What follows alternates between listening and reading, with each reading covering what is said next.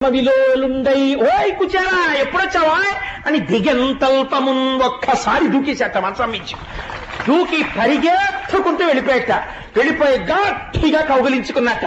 కుచేలా ఎన్నాళ్ళకి చూశానయ్యా నిన్ను, నా ప్రాణం లేచినట్టుందో, రా రా రా అని గబగబా చెయ్యి పట్టి తీసుకొచ్చేట.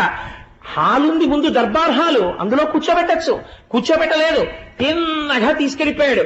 రుక్మిణీదేవి తాను తప్ప అన్యులు ఆ పాన్పుని ముట్టరు. అటువంటి హంసతూలికా తల్పం ఆ తల్పం మీద కూర్చోబెట్టి అట్లు కూర్చుండబెట్టి నెయ్యమున కనక కలిస సలిలమున కాళ్ళు కడిగి, ఓయ్ రుక్మిణి ఎవరొచ్చారో తెలుసా, నా అనుంగు మిత్రుడు కుచేరుడు వచ్చాడు, రా పట్రా బంగారు చెంబుతో నీళ్లు పట్రా, మన అదృష్టం ఇవాళ నా స్నేహితుడు వచ్చాడన్నాడు. అయ్య బాబో ఇదేమిటి అల్లరని ఆవిడ గబగబా బంగారు చెంబుతో నీళ్లు పట్టుకొచ్చింది. తీసుకురండి తొందరగా పన్నాం అన్నాడు ఆయన.